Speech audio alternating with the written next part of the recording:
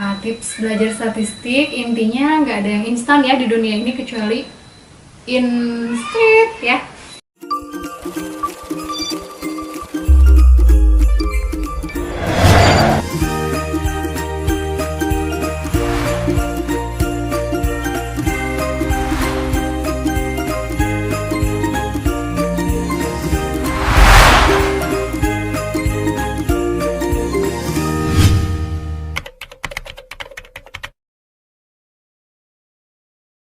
Nah, apa itu statistik, statistika, terus kenapa statistik cukup penting untuk dipelajari?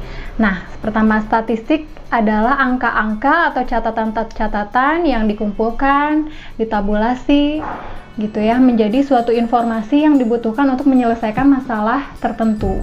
Sedangkan kalau statistika itu metode atau ilmunya untuk mempelajari bagaimana mengumpulkan data, merencanakan, menginterpretasikan, sampai menganalisis data sehingga bisa diambil suatu keputusan gitu. Nah, kemudian kenapa belajar statistik itu penting? Nah, terutama untuk bidang-bidang sosio-humaniora ya. Kayaknya awal pertama kuliah itu ngambil jurusan sosio-humaniora itu justru diakalinya itu supaya nggak ketemu angka-angka nih, supaya nggak ketemu pelajaran matematik, statistik.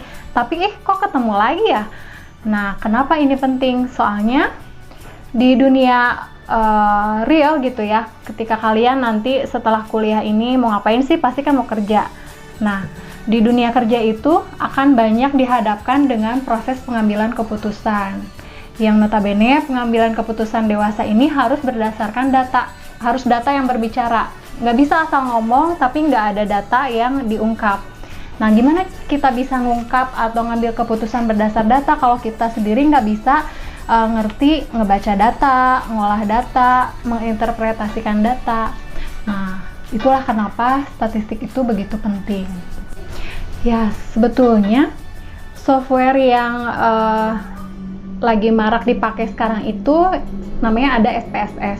Nah, sebetulnya penemu SPSS itu orang sosial loh. Nah, statistical package software ini dilahirkan atau dibuat supaya dia bisa mengkuantifikasi fenomena-fenomena sosial oleh si penemunya. Jadi ya itulah kenapa ternyata begitu pentingnya mengolah data, walaupun di lapangan kita banyak menemukan data-data kualitatif gitu, tapi kan sebetulnya semua itu bisa diolah menjadi suatu angka supaya perhitungannya lebih mudah untuk mengambil keputusan gitu. Kira-kira kenapa statistik menjadi demikian penting.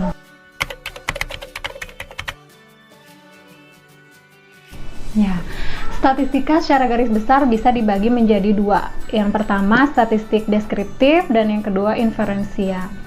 Apa itu statistik deskriptif? Statistik deskriptif itu lebih menggambarkan suatu keadaan atau data. Dia lebih menggambarkan karakteristik data, bagaimana rata-ratanya, mean, median, modus ya kalau sering dengar waktu SMA.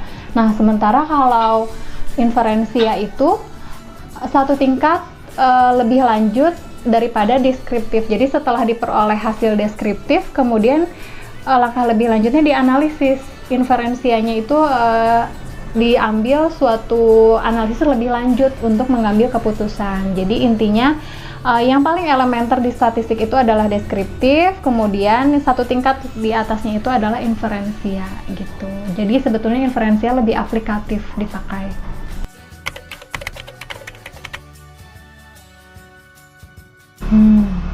Tugas akhir, suatu goals yang harus dicapai mahasiswa ya dalam perkuliahan.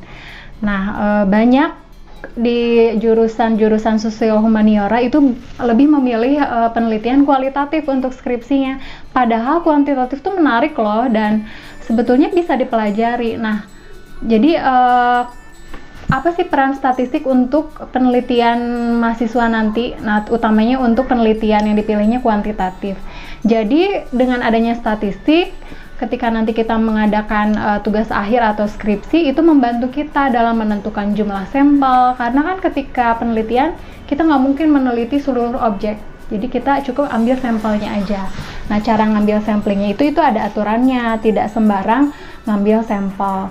Kemudian juga setelah kaitannya dengan sampel, Statistik membantu peneliti untuk membaca data, mengolah data, terus ada juga yang menggunakan statistik itu untuk melihat ada tidaknya hubungan antar variabel A dengan variabel B, apakah ketika variabel A ini dipakai kemudian ada fenomena naik, apakah variabel B ikut naik gitu. Nah, jadi untuk penelitian kuantitatif tentu statistik akan banyak dipakai gitu. Nah, kemudian ada juga nih peneliti yang pengen nyari tahu kaitan antar variabel. Contohnya, dia ingin nyari tahu apakah pengetahuan politik di masyarakat bisa mempengaruhi tingkat partisipasi masyarakat untuk memilih dalam pemilu atau pilkada.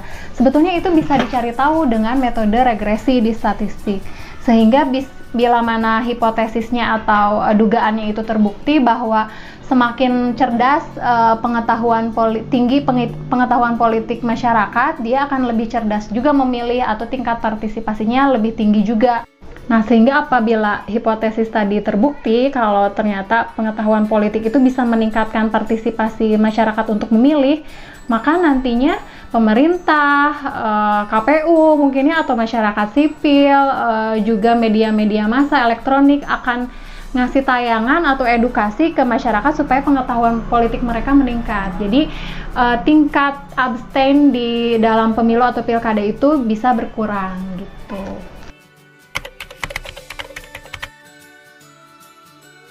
Nah, ini cukup menarik ya.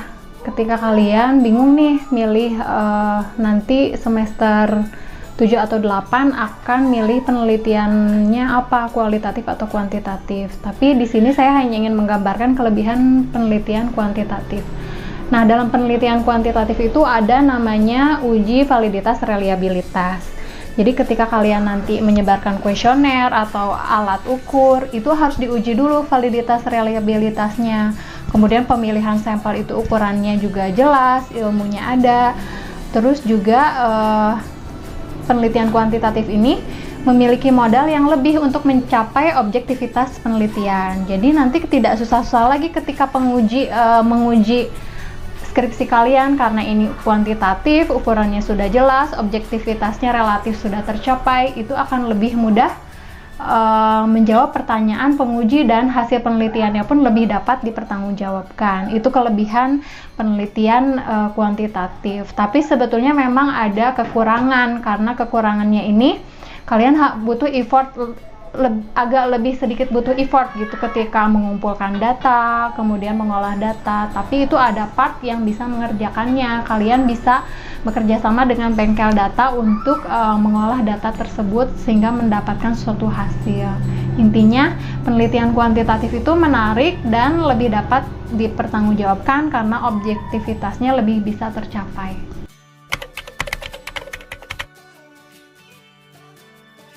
Ya. Contoh penerapan statistik di politik misalkan. Menjelang pemilu atau setelah pasca pemilu H+1, H+2 itu sering diadakan quick count gitu ya. Nah, quick count ini sebetulnya statistik banget karena dia bisa menghasilkan suatu informasi partai atau calon mana nih yang menang dalam quick count tersebut. Nah, metode quick count itu sebetulnya kan sampling. Dia mengambil sampel dari kantong-kantong suara, kemudian digeneralisasi sehingga bisa disimpulkan masyarakat Indonesia ini lebih banyak memilih parpol atau calon yang mana. Nah, itu penerapan statistik di perpolitikan itu bisa digunakan dalam quick count contohnya. Kemudian dalam bidang ekonomi kita bisa menggunakan statistik untuk forecasting atau prediksi laju inflasi, kemudian permintaan penawaran, terus laju ekspor, impor, sehingga nantinya bisa digunakan untuk pemerintah mengambil keputusan dalam berbagai hal, misalkan stop subsidi, stop BLT, atau BLT-nya ini harus sekian persen dari APBN gitu ya. Jadi sebetulnya di bidang ekonomi sangat luas penggunaan statistik ini. Kemudian di perbankan itu penggunaan statistik juga banyak digunakan terutama di bidang manajemen risiko atau risk management. Contohnya ketika seseorang akan mengambil kredit, mengajukan kredit di bank, itu ada tahap scoring, filter scoring terlebih dahulu, apakah nasabah ini secara profil dia layak untuk diberikan kredit atau tidak. Itu menggunakan big data dari data historis debitur-debitur yang dimiliki bank tersebut sebelumnya. Kemudian dari big data tersebut dianalisis, oh ternyata orang yang mempunyai pekerjaan di klaster penghasilan berapa sampai berapa juta, kemudian memiliki tempat tinggal yang tetap misalkan, atau tempat tinggal yang mengontrak, kemudian tingkat pendidikannya di level sekian, terus juga latar belakang pendidikannya itu di level apa, dia cenderung akan lancar mengembalikan kredit gitu. Jadi diambil suatu pola di data historis tersebut menggunakan credit scoring.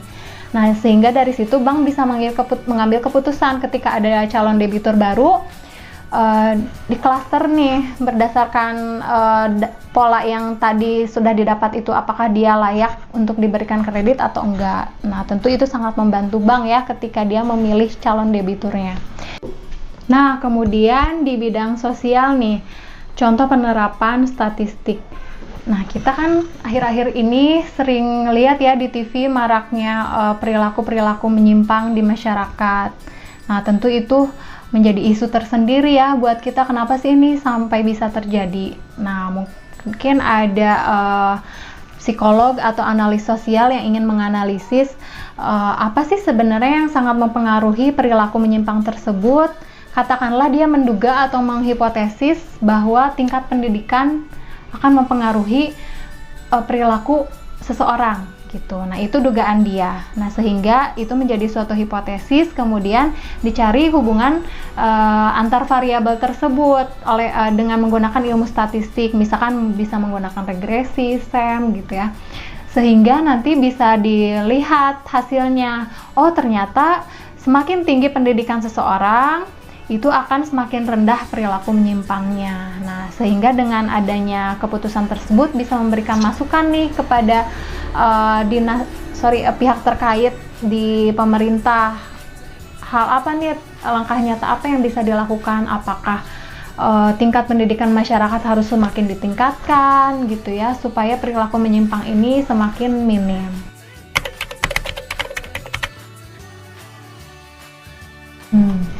Urgensi statistik di era 4.0 itu seberapa penting sih? Nah, kalau kalian punya aplikasi startup, Gojek, Grab, Shopee gitu, kan biasanya kalian tempo tertentu akan mendapatkan promo. Promonya misalkan saya mendapat promo GoRide, rekan saya dapat promo GoFood, terus ada lagi yang di Shopee dia dapat tiba-tiba promo ongkir gitu. Nah, sebetulnya seluruh fenomena itu menggunakan statistik gitu. Jadi si big data ini membaca perilaku masyarakat sehingga dia mengadakan suatu promo yang relate sama perilaku masyarakat tersebut gitu, suatu kelompok tertentu gitu. Nah, 4.0 ini kan sangat erat banget sama big data. Di dunia ini kan semuanya bergerak, semuanya terekam datanya sehingga terkumpul dari detik ke detik menjadi suatu big data. Nah, peran statistika di big data ini tentunya sangat diperlukan karena bagaimana mengolah data, kemudian setelah data itu diolah bisa digunakan untuk apa aja. Salah satunya yang promo di Gojek, Grab atau startup tersebut, sehingga menghasilkan suatu promo yang dengan si penerima promo itu ngerasa, oh ini emang saya perlu promo ini gitu. Nah, supaya dia bisa tepat sasaran memberikan promo, tentunya diperlukan suatu analisis di mana analisis tersebut bisa diperoleh dengan mempelajari ilmu statistik gitu. Kemudian profesi yang sekarang lagi marak diminati itu dan dicari dan juga ketersediaannya masih kurang itu data scientist. Nah, data scientist ini tugasnya mengolah data dalam jumlah besar, kemudian dihasilkan informasi yang berguna. Nah, data scientist ini tidak mutlak harus dari background statistik, tapi memang dia harus punya ilmu statistik, tapi juga dia harus punya ilmu komputer, kemudian ilmu-ilmu lain yang domain tertentunya itu diperlukan. Misalkan dia bekerja data scientist di bank, tentu dia juga harus ngerti ilmu manajemen perbankan. Kemudian data scientist ini ditaruh di Shopee misalkan, ya dia harus tahu selain ilmu statistik, komputer, dia harus tahu juga ilmu mengenai manajemen pemasaran misalkan, atau misalkan data scientist di pemerintahan, ya dia harus selain tahu statistik, ilmu komputer juga, dia harus tahu juga ilmu-ilmu tentang administrasi negara, administrasi publik, kemudian sosiologi gitu ya. Jadi multidisiplin ilmu, kalau saat ini saya bisa bilang profesi-profesi yang menjanjikan itu kita harus bisa multidisiplin ilmu gitu ya. Jadi jangan terkukung di satu bidang aja. Begitu juga statistik untuk mahasiswa-mahasiswa sosio humaniora, ya perlu belajar statistik supaya nanti ketika kalian bekerja dihadapkan dengan suatu data, kalian sudah tahu ilmunya gitu.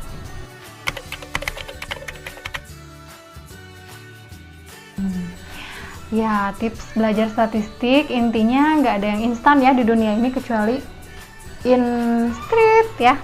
Jadi tips belajar statistik itu yang pertama konsisten. Mau berapa menit pun sehari atau dalam 2 hari at least, kalian harus tetap belajar, berlatih. Kemudian yang kedua, ya trial itu sendiri, berlatih dari semua soal-soal yang diberikan oleh dosen atau kajian-kajian di YouTube gitu. Itu harus continue ditonton, terus trial sendiri gitu ya, coba latih. Kemudian review dari hasil pengerjaan kalian, di sebelah mana nih salahnya gitu, karena sebetulnya soal-soal statistik itu ya gitu-gitu aja, metode-metode statistik juga masih itu-itu aja, berulang, cuman ada upgrade sedikit gitu di part-part tertentu. Jadi sebetulnya berlatih dengan soal yang sama itu akan sangat membantu. Kemudian yang terakhir, keep motivation. Jadi yakinlah belajar statistik ini pasti akan ada gunanya ya, someday kalian nanti kerja atau terjun di masyarakat, menjadi public figure atau menjadi wakil rakyat, itu statistik pasti akan digunakan.